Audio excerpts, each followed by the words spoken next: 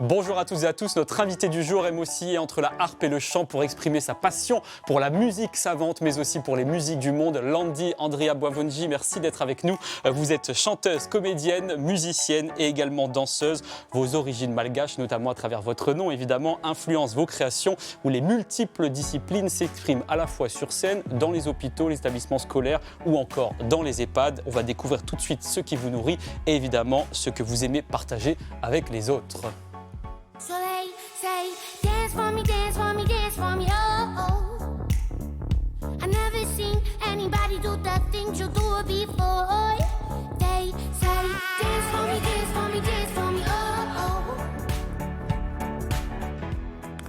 Bonjour Landi, merci d'être avec nous ce matin, c'est un plaisir de vous accueillir. Vous êtes chanteuse, comédienne, danseuse, musicienne, installée à Villeurbanne. Vous êtes d'origine malgache et vous jonglez donc entre le chant, le théâtre, la danse, la harpe depuis plus de 25 ans, la composition, l'improvisation, la mise en scène et la pédagogie. Mais avant cela, on va se concentrer évidemment sur la harpe et le chant parce que je crois que c'est comme ça que tout a commencé. Tout à fait. La harpe est arrivée au conservatoire régional de musique de Besançon. La danse à peu près dans le même temps. Et en plus du conservatoire, j'étais dans des écoles privées où j'avais déjà eu la possibilité de monter sur scène. Voilà, donc le conservatoire et puis pendant 10 ans en fait. Pourquoi vous avez choisi le chant lyrique spécifiquement? Vous êtes d'ailleurs mezzo-soprano. En fait, j'étais déjà dans un cursus classique au conservatoire. Et dans un conservatoire classique, le chant lyrique s'est imposé à moi. Il n'y avait pas à l'époque d'autres choix. Il n'y avait pas encore le chant de jazz, tout ça. Et le chant lyrique est arrivé de manière très naturelle, en fait, dans la continuité de mon parcours classique. Et où est-ce que vous avez fait vos armes à la suite de ce conservatoire? Alors, c'est là que tout a commencé, on va dire, l'aventure. Puisque après le conservatoire, où j'ai eu donc mon prix, ma médaille d'or en harpe, je suis partie continuer mes études de musicologie à Lyon. Et là, j'ai rencontré, en me présentant au CNSM, donc le Conservatoire national supérieur de musique de Lyon, Germaine Lorenzini, qui était pour moi une mère spirituelle, concernant la harpe en tout cas, et qui m'a rencontrée lors des examens d'entrée au CNSM, qui m'a pris à part et qui m'a dit « Toi, t'es musicienne, mais tes doigts te trahissent. » Mystère. Qu'est-ce que ça voulait dire? Donc j'ai commencé à prendre des cours en particulier avec elle. Et elle m'a dit « Si tu veux, je te forme aux concours internationaux. Ça passe ou ça casse. C'est vraiment une voie, c'est de la voie de prestige. » À 18 ans, une voie de prestige, l'esprit de compétition, je fonce, j'y vais. Ça dure 5 ans. Parallèlement, je continue mes études de musicologie et je me forme dans plein d'autres disciplines. Sans jamais oublier donc vos racines malgaches, bien évidemment. Alors, à cette époque-là, justement, ce n'était pas encore tout à fait connecté. Ça viendra un tout petit peu plus tard, les racines malgaches, puisqu'en fait, voilà, fort de ce parcours-là de préparation aux concours internationaux, finalement, j'en vois balader tout ça à l'âge de 23 ans. Donc, 5 ans de concours où, en fait, c'est vraiment beaucoup de stress. C'est des compétitions internationales ou nationales. Mais ça marchait plutôt bien pour vous? Ça marchait plutôt bien. Alors, ce qui était étonnant, c'est que je travaillais énormément en harpe pour ces concours. Et parallèlement, j'étais rattachée à des ensembles vocaux où, finalement, je commençais à gagner ma vie en tant que chanteuse et pas en tant que harpiste. Donc là, dans mon mode de fonctionnement et dans mon plan de carrière, je me suis dit, il y a peut-être quelque chose à revisiter. Et quand j'ai décidé d'arrêter les concours internationaux en harpe, parce qu'à un moment donné, c'était plus possible au niveau du stress. Trop épuisant. Trop épuisant. D'ailleurs, des concours que je ne gagnais absolument pas, à chaque fois. La vie m'a dit, regarde le chant. Et j'avais repris aussi les cours de danse que j'avais plus ou moins abandonnés pendant les concours. Et là, ça a été l'explosion.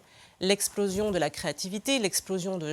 J'avais un trop-plein d'énergie et c'est peut-être là que l'énergie malgache est revenue. Parce que il faut savoir qu'à Madagascar, et ça c'est quelque chose que j'ai découvert en allant retrouver mes racines, le malgache, il n'est pas que médecin, il n'est pas que agriculteur, il n'est pas que artiste. Le malgache, il sait tout faire. Il est pluridisciplinaire et c'est ce qu'on voit à travers l'évocation de votre parcours. Depuis plusieurs années, donc, vous êtes soliste associé avec le chant, donc, pour le festival La Baume en musique, qui existe depuis plus de 30 ans, qui est dirigé par Philippe Forget. En 2025, le 8 juin, on voit là la saison musicale 2024-2025. Vous allez présenter cette fois en tant que chef de chœur et chanteuse aussi les échappées vocales avec le chœur académique Sud Ardèche. Quelle est la teneur de ce projet? Parce qu'aujourd'hui, vous êtes plutôt orienté vers le partage et la diffusion de vos connaissances. Oui, c'est ça, exactement. Ce projet, il est pluridisciplinaire dans le répertoire, justement. Comment amener un public amateur, certains ont déjà chanté, d'autres n'ont jamais chanté, à pouvoir à la fois chanter différents répertoires, un répertoire très éclectique allant de la musique du monde, musique contemporaine, musique plus classique, chansons françaises, gospel. Et le challenge, c'est sans solfège, sans partition, travailler la transmission orale essentiellement. Et le must du must, c'est que ce chœur va être mis en scène. Donc, faire bouger ce chœur en espace. C'est-à-dire qu'il y a un jeu théâtral. Complètement. Parce que pour vous, c'est une évidence d'avoir à la fois le chant, d'allier le chant au jeu théâtral et également la danse aussi. Là, en l'occurrence, vous n'allez pas danser. En l'occurrence, je ne vais pas danser puisque m'accompagnent sur ce projet deux autres intervenants, Mathieu Le Beaumorin qui est chorégraphe et aussi qui gère toute la partie théâtrale, et Clélia Bressa-Bloom qui est chef de chœur également et qui gère toute la partie pop, chansons françaises, gospel. Moi, je suis plus sur tout ce qui est chant du monde, musique contemporaine et musique technique lyrique, en fait, musique classique. Alors, la pluridisciplinarité se traduit dans de nombreux projets auxquels vous participez depuis plus de 25 ans, notamment le spectacle Facettes que vous avez créé, avec lequel, donc, dans lequel il y a 5 chanteurs, dont vous, et également un beatboxer. Et ce spectacle fait des bonds entre chants traditionnels, air classique, jazz, beatboxing. En général, vous ne vous concentrez pas sur un seul univers, j'ai l'impression. Non, parce que je trouve vraiment... Pourquoi j'ai appelé ce spectacle Facettes? À l'intérieur de nous, à l'intérieur de chaque être humain, il y a plusieurs facettes. Et j'avais envie, à travers ce spectacle, justement, de parler de ces différentes facettes. Donc, on va voyager dans différents tableaux où des situations sont mises en jeu.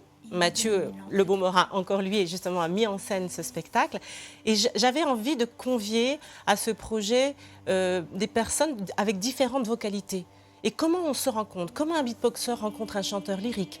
Comment Manuel Wanji, qui est collaborateur musical très précieux sur ce projet, d'influence africaine, rencontre ma voix malgache? Où, voilà, on entend là un chant indien, une prière indienne qui m'a été transmise en fait par une femme indienne, Savitri Nayir. Et c'est un peu aussi le résumé de tous mes voyages que j'ai fait dans le monde. Parce qu'à un moment donné, j'ai travaillé dans une compagnie et c'est cette compagnie qui a fait exploser tous les cadres, toutes les frontières que j'avais. Et ce qui fait que vous êtes une artiste multifacette. On va regarder un extrait complet de ce spectacle qui nous plonge effectivement dans ces ambiances assez apaisantes, j'ose dire.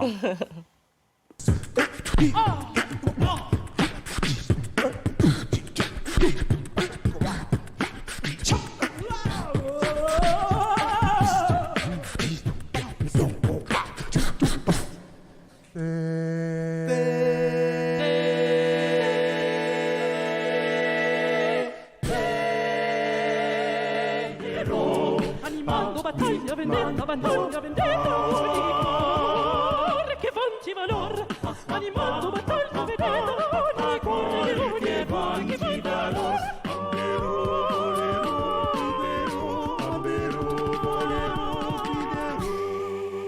Je disais apaisante pour l'extrait qu'on venait d'entendre précédemment, mais celui-ci, c'est tout l'inverse. Oui, la présence du beatboxer amène vraiment une énergie, un élan. Et voilà, on entend justement cet air de Vivaldi que chante Majdoubine Zerari, complètement pulsé, parce que la musique baroque, c'est une musique très pulsante. Bien sûr. Et comment le beatboxer rentre dedans avec son énergie. C'est ça qui est intéressant. Tous les publics sont ciblés grâce à vos spectacles, notamment les enfants, avec le conte enchanteur, le voyage de Zadim. Là aussi, on va voir quelques images.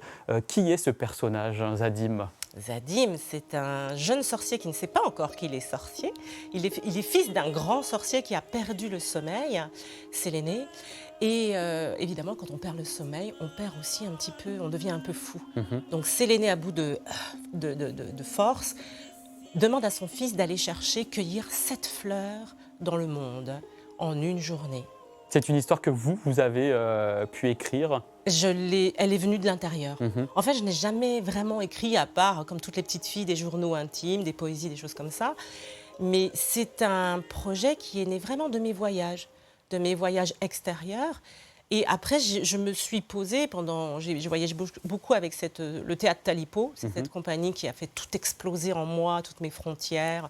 On a créé 100 partitions juste avec les êtres qui on est sur une thématique.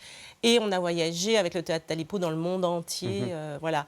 Et donc, après tous ces voyages-là, j'ai regroupé tous mes puzzles, toutes mes pièces éparpillées. J'avais eu l'idée d'enregistrer des personnes dans les pays où j'allais, avec mon petit MP3 à l'époque, des berceuses parce que ça vient toucher le cœur. Et ça donne ce résultat où vous êtes à la fois musicienne, narratrice ou chanteuse dans ce spectacle. On va revenir à la musique, à la harpe, qui est en quelque sorte votre deuxième voix. Elle est présente dans de nombreuses créations et spectacles, notamment dans le duo Chad Caravan aux côtés du chanteur et joueur de oud syrien qu'on a reçu il y a quelques semaines dans cette émission. C'est Khaled Al-Jaramani. Comment vous l'avez rencontré et qu'est-ce que vous racontez en musique avec lui ? J'ai rencontré Khaled au Festival de Rezé, à côté de Nantes. Je jouais en première partie, justement, mes berceuses, et il joue en deuxième partie avec son frère Mohanad. J'ai écouté Khaled et Mohanad, et juste ma mâchoire s'est décrochée tellement c'était beau de musique, de vie, enfin voilà. Et comme par hasard, enfin je ne crois pas trop au hasard dans la vie, mais on s'est retrouvés sur le quai de gare le lendemain, et on allait tous les deux à Lyon. Donc on avait tout ce trajet pour échanger, partager. Et pour finalement imaginer quelque chose. Exactement. Et ça donne ce résultat. Exactement. On va parler aussi d'un autre public qui est moins souvent mis en lumière. Ce sont les personnes âgées qui ont aussi le droit d'entendre, d'écouter des spectacles. Vous le faites très régulièrement. Vous allez dans les EHPAD, dans les hôpitaux aussi, à la fois avec votre harpe et également avec le chant pour des moments assez forts et assez singuliers pour celles et ceux qui parfois sont presque en fin de vie. C'est beaucoup d'émotions. Beaucoup d'émotions pour eux, pour moi, parce que l'effet miroir fait que si je chante par exemple un air de Carmen, c'est-à-dire sans le costume, sans les maquillages, sans tout ça, mais en direct comme ça, adressé à la personne, elle reçoit ces vibrations du chant lyrique. Et le chant lyrique, on sait très bien que pour aller l'écouter, il faut aller à l'opéra. C'est rare de l'entendre en direct. Bien donc sûr. Ça, c'est comme un cadeau que je peux leur faire. Et ça vient aussi finalement connecter à leur passé. Parce que le chant lyrique, c'est quand même rattaché. Je chante l'air de Carmen. Ça leur rappelle leur enfance. Ce sont des grands classiques et des incontournables, évidemment, du répertoire français. Depuis l'année dernière, 2023, vous êtes certifié sonothérapeute. Est-ce que vous utilisez cette technique et vous allez me dire ce que ça signifie avec ces personnes âgées notamment ? Alors, la sonothérapie, je ne l'ai pas vraiment utilisée sur les personnes âgées parce que c'est très puissant. Oui. Et quand je vais dans les hôpitaux, je ne connais pas le passé de ces personnes. Voilà, le passé de ces personnes. En général, quand on fait une séance de sonothérapie, on a toujours une anamnèse, un entretien. Donc, ça permet d'orienter les instruments que j'utilise. Et peut-être vous pouvez, si vous avez envie, justement, vous prêter au jeu de voir comment la sonothérapie fonctionne. La sonothérapie, voilà, c'est en gros, en 2 mots, c'est l'art de prendre soin, voire de guérir par les sons. Alors, on va faire ça. Je crois que vous avez apporté l'un des instruments. Tout à fait. Comment s'appelle-t-il cet instrument ? Alors, c'est un bol Peter S. Peter S. qui travaille sur un alliage très particulier. À la différence des bols tibétains, les bols tibétains ont 7 métaux. Peter S, nous en avons 12. Ils sont très fins et ce sont des bols thérapeutiques. Donc, qu'est-ce que je dois faire maintenant ? Alors, je vais juste vous demander de vous relaxer 2 petites secondes. Vous pouvez décroiser vos mains, prendre un temps juste de respiration pour vous. Si c'est plus facile, voilà, vous le faites naturellement de fermer les yeux. Je vais aller sur 3 zones de votre corps, faire sonner le bol au niveau du chakra du 3e œil, du cœur et du chakra racine. Voilà.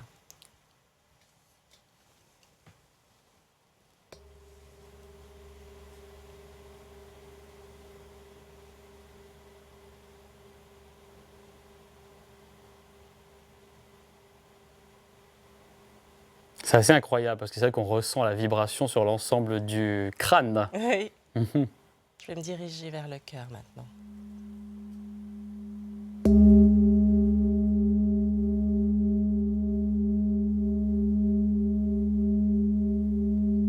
Et la troisième, normalement, c'est là, mais il va falloir qu'on poursuive l'émission Ok. parce que nous sommes un peu en retard. Mais dans quelques instants, on va recevoir l'une de vos amies, Oui. d'ailleurs, que vous avez souhaité avoir à vos côtés. On la voit là à l'image derrière vous. C'est Mélanie Baudier, qui est hypnothérapeute à Oulin, Oui. avec laquelle vous avez créé un stage alliant le chant et l'hypnothérapie. Ce sera dans quelques minutes. Avant cela, on va essayer d'en savoir un peu plus sur vos goûts personnels en dehors de vos activités professionnelles, puisque voici l'envers du décor.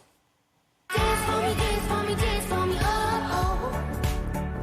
I never seen anybody do the things you do before. They say, move for me, move for me, move. Ça va, j'ai repris mes émotions, j'ai encore la même énergie, et voire un peu plus d'ailleurs après cette démonstration de sonothérapie. Quel est le lieu dans la région que vous aimez fréquenter? Vous habitez à Villeurbanne, je le rappelle. J'habite à Villeurbanne dans un endroit juste magnifique. Ça s'appelle le village vertical. Donc c'est un habitat coopératif. Franchement, j'adore habiter là. Donc finalement, c'est C'est- le lieu où vous vous sentez bien et Oui, vous avez c'est mon choisi nid. le bon endroit. C'est mon nid à Lyon, vraiment. Quel est le petit rituel que vous faites le matin là-bas? Alors j'aime commencer soit par un petit qigong matinal ou par du yoga. Toujours, je mets le corps en route et après la voix. C'est ce que vous avez fait avant de venir dans cette émission, bien entendu. Quelle est la musique qui vous met de bonne humeur, en tout cas qui vous accompagne en ce moment? Bon, ça dépend de l'humeur du jour. Si je dois travailler pour mettre en activité mon corps, bah, ça va être plutôt style Happy de Pharrell Williams. Sinon, si j'ai besoin de calme, j'aime beaucoup Malton Martin qui joue du handpan. D'accord. Et votre livre de chevet en ce moment, c'est lequel? En ce moment, j'aime beaucoup Femme qui court avec les loups de Clarissa Pinkola Estes. Pourquoi vous l'aimez? Parce qu'elle parle justement de tous ces archétypes.